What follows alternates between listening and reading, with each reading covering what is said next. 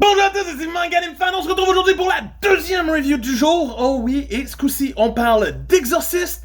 Donc, si tu l'as lu, dis-moi ce que t'en as pensé en commentaire.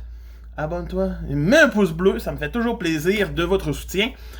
Et sans plus tarder, parlons du tome 15 de Jujutsu Kaisen, publié chez Kiun. Bien entendu, on continue le drame de Shibuya avec Nobara qui vient d'être totalement knockout solide par Makoto. On a un petit flashback de la jeune fille jusqu'à ce qu'on voit le résultat de ce qui se passe du bonjour. Elle est morte. Ish. Il y a comme ça de chance de réussir à la ramener à la vie. Et ça fait en sorte que notre héros va finir par péter un petit peu les plombs et se faire ramasser. Et c'est là que Aoi va faire genre yo, je m'en viens t'aider, man. Bro! Et le combat reprend totalement de plus belle. On a un magnifique combat en binôme, dans le fond, qui va enchaîner les pages du tome à toute vitesse. Vraiment, les trois s'affrontent de leur mieux. Et Maito va vraiment genre, tout donner.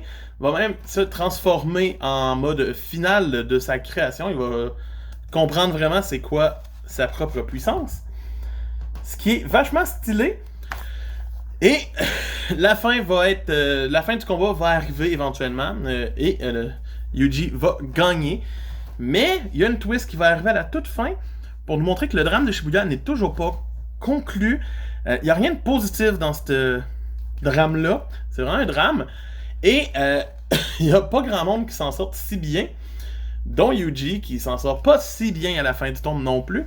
Et c'est vachement intéressant à voir. C'est des beaux développements. L'arc prend une tournure dramatique. L'arc s'en va vers son climax. Dans le prochain tome, on finit cet arc et on passe à la suite. C'est vraiment intéressant. C'est un des arcs que j'ai le plus aimé. L'arc en cours, en ce moment, commence à remonter tranquillement pas vite aussi, dans mon estime. Mais pour moi, le tome 15, ça mérite une note de 7.5 sur 10. Donc, c'est de Manganim Fan qui vous dit, hey, à plus. Bye!